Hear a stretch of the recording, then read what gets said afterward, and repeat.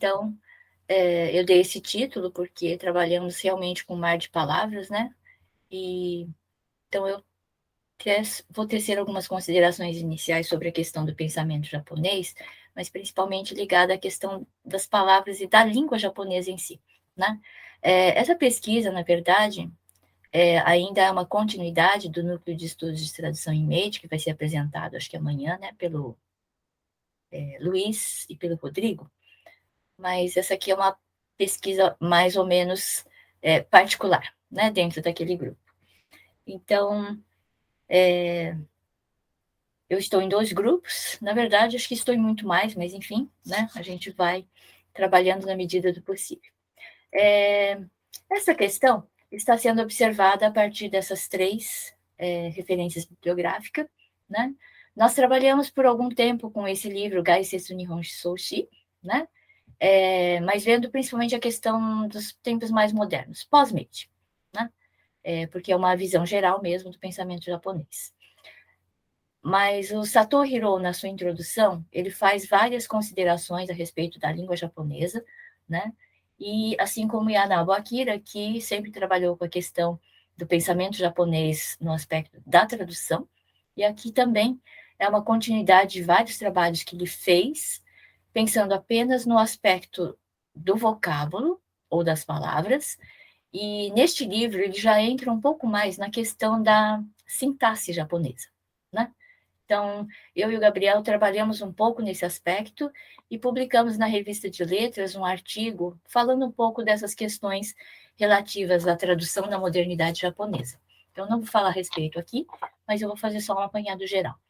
E ainda relativo a essa questão das palavras, né, eu estou me valendo do Karaki Junzo, que entra na questão do kokoro, né, Nihonjin no kokoro, que também é um aspecto bastante complexo, mas, de qualquer maneira, esse mar de palavras que nós temos que trabalhar o tempo inteiro, né? Então, Satoru Hirou vai discorrer primeiro que esse par pensamento japonês e filosofia japonesa, ela vai começar apenas da descoberta sobre as distinções de que era o japonês e o que não era. Então, basicamente, no período Meiji, né? Então, a gente tem essa velha questão observável que nossa, onde que eu pus? Acho que está mais aqui para baixo, né? Essa questão aqui, principalmente começando do que é o pensamento japonês, né? Mas o espírito japonês e a inteligência chinesa, ou o espírito japonês e a inteligência ocidental, né? Então, nós temos esses aspectos que são bastante discutidos a todo momento, né? Mas eu diria que essa tradição do pensamento japonês na visão do Satoru Hirou, ele foi criado realmente na modernidade japonesa, né? E vai se afastar dessas nomenclaturas polêmicas de supremacia e uniformidade que atravessa épocas, usando principalmente a palavra Chiteki na Itonami, né? Acho que ainda estou aqui, né? E esse Chiteki na Itonami, eu achei bastante interessante, porque é para evitar essas palavras, pensamento japonês, questões ligadas à filosofia japonesa, mas de qualquer maneira, ele acaba trazendo esse aspecto, né, como uma herança cultural, intelectual, e que, na minha visão, deixa um pouco a desejar também, porque quando a gente fala desses aspectos intelectuais, sabemos que o lado emocional, representado principalmente pelo Kokoro, ele é muito forte, né? Então, é difícil que a gente consiga trabalhar tudo isso de maneira bastante dissociada. Agora, o Satoru Hirou traz também, né, essa apresentação de que, de fato, o Japão tem muitos e muitos elementos externos, a começar pelo confucionismo, budismo, cristianismo, né? E a partir de fazer com que esses pensamentos sejam digeridos e levados a uma, eu diria, aculturação, né? O Japão estaria realmente muito ligado a todas essas questões do mundo inteiro, né? E também apresentando algumas peculiaridades, né? Acho que eu não consegui detectar ainda quais seriam essas peculiaridades, mas, de um modo geral, eu penso numa comparação dentro do Japão, de uma maneira sincrônica, diacrônica, né? E em comparação com o resto do mundo, mas nos pautando principalmente com o Brasil, né? Não sei se isso vai ser fácil ou difícil de fazer, né? Pensar, então, nessas diferenças e semelhanças. Mas o Satoru Hirou, ele começa a dizer que realmente nós temos essa questão de que a peculiaridade seria basicamente a língua, né? Porque tudo que nós fazemos é com base na língua, né? Na língua, nas palavras. Então, tudo que foi pensado e tudo que foi empreendido, né? E, em suma, o pensamento estaria muito ligado à questão da palavra. Isso significaria que esse tal de pensamento já existe desde que a humanidade começou a usar a língua, ou a falar, né? E, no tocante a isso, Yanabo Akira vai defender que as palavras e os fatos passaram a ser claramente distintos para os homens após a invenção das letras ou da escrita, né? Ele dá o exemplo daquele famoso poema do imperador Yuraku, né, em que ele vai para o campo, encontra uma moça e pede a ela para que diga seu nome. E só esse fato já significaria o quê? Que ele estava pedindo em casamento, né? Saber o nome da menina implicava nisso.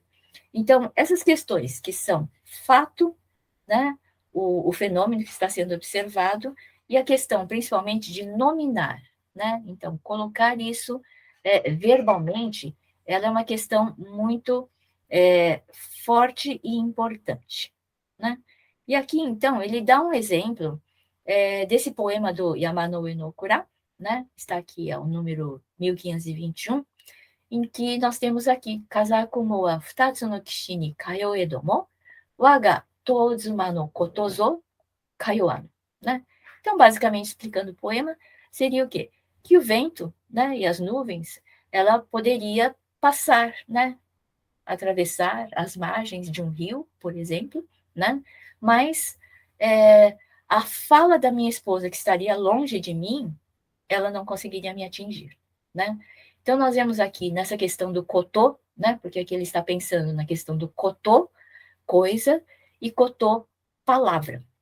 E tentando argumentar que as palavras e os fatos não se distinguem nessa época ainda, né?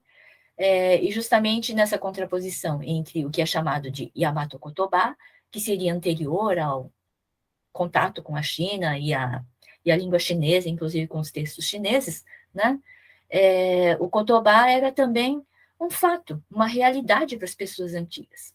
Por quê? Porque o sistema da língua, o Kotoba, não era fechado, né? E aí ele vai dizer que temos alguns exemplos de que alguns estudiosos pensam que no Manyoshi, por exemplo, né, que esse poema é daquela época, não estava muito bem definido que letras utilizar para cada situação, porque eles eram os tais do Manyogana. Mas, efetivamente, o que o Yanabo Akira, o Satoru Hirou, argumenta é que, na verdade, nós temos aqui, né, o Kotô grafado dessa maneira, mas que, por falta dessa distinção que nós temos aqui, entre Kotô e Kotô de Kotobá, né, na verdade, é intencional. Não foi por acaso ou por um erro de grafia que esse Kotô foi utilizado, porque não havia, de fato, essa distinção, né? Eu acho isso um fato muito curioso, porque nós estamos pensando em trabalhar as questões do Japão a partir do que foi escrito, do que foi deixado por escrito, até discutimos isso na nossa questão do nome em japonês do nosso grupo, né? Ficou Nihon Oyomo e ainda temos que complementar, né?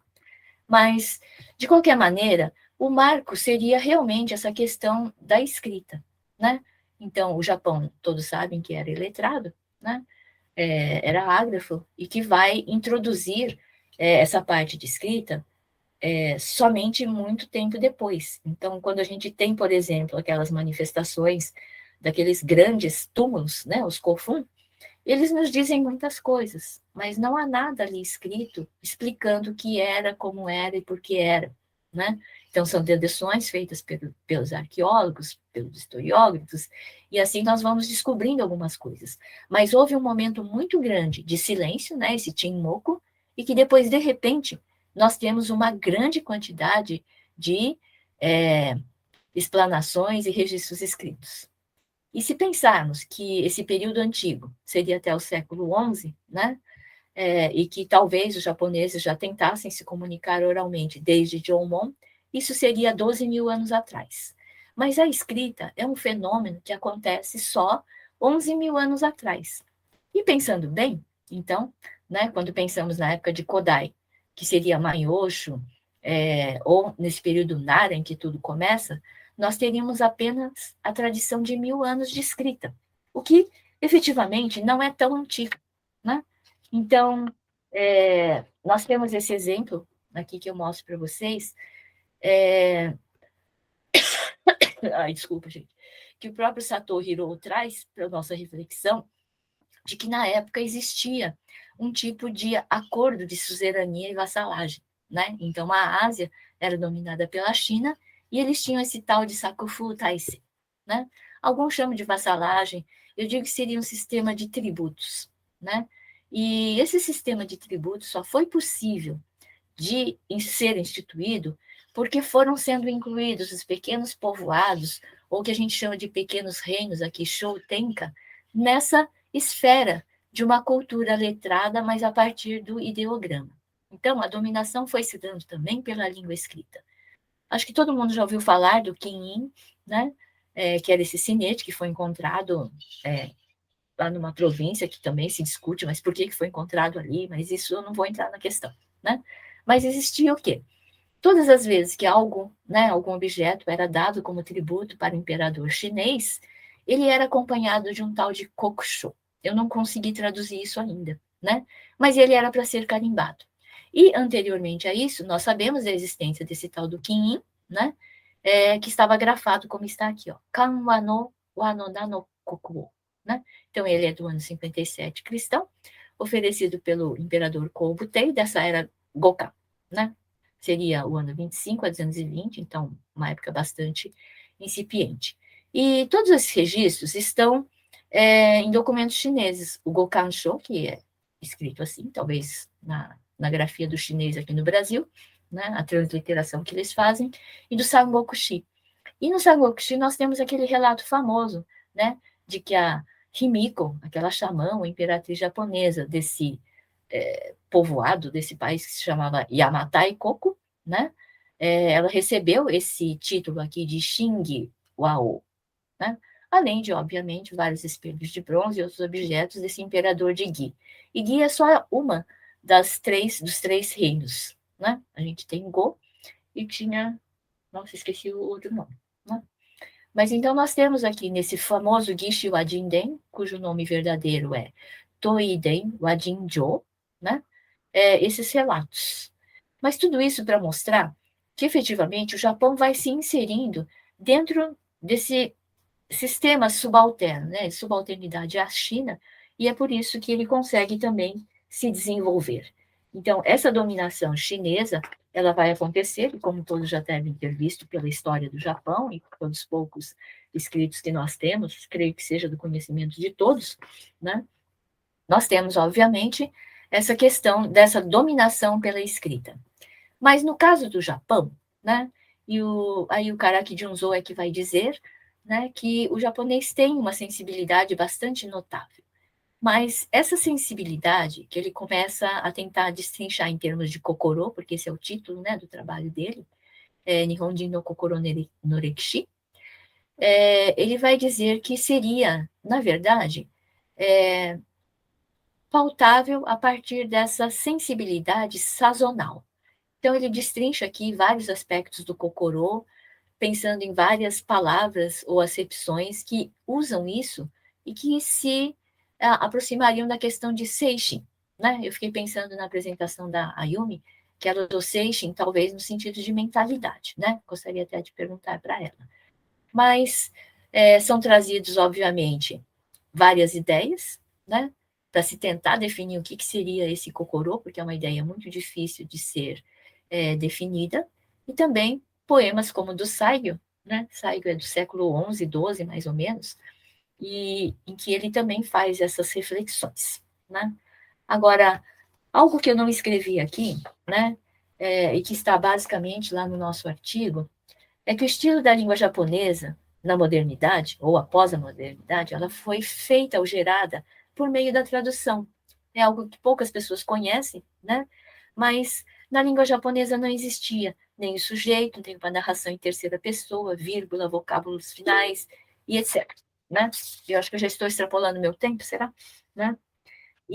Mas depois do período moderno, tudo isso vai sendo criado pela tradução, emulando principalmente os vocábulos ocidentais que pensam sempre centrados nos nomes e tentam expressar um pensamento organizado, centrando-se nos nomes ou nos substantivos, né? Então, nessa cultura, o que é importante vem primeiro na frase que tem começo e fim. E por isso daí que o japonês começa a usar o sujeito. Só que o Yanabo começa a questionar essa questão do sujeito, inclusive se pautando em vários gramáticos, né, como o Tokieda e o Mikami, que defendem também sobre a inexistência do sujeito ou o foco no predicado, ou o que a gente chamou de jutsugo, e que o Yanabo também aponta que é um termo traduzido. Então, acho que temos aqui questões bastante interessantes, né, que estão ligadas não só à gramática japonesa, da modernidade, como nós conhecemos a língua japonesa hoje, né, e questões que precisam ser vistas em contraposição com a língua clássica. Por quê? Porque a questão do nani nani wa, por exemplo, né, seria um deles em que, na língua clássica, só seria permitido colocar antes do a algo que fosse claramente definido. Enquanto que depois do a, ou melhor, antes do a, na modernidade, pode ser colocado qualquer coisa que sirva de sujeito. E nem sempre ele é muito definido. E daí começam as incongruências que ele vai apontar nesse livro, né, que eu ainda estou lendo e espero. Na verdade, eu já li, né? Agora eu estou realmente destrinchando para poder escrever alguma coisa a respeito. Mas eu acho que nesses aspectos entra realmente essa coisa dos gramáticos que focam na teoria do predicado, no caso do japonês, né? E essa visão criada a partir do ato da tradução para que haja uma reflexão maior a respeito da língua japonesa. Bom, era mais ou menos isso que eu tinha a apresentar. Né?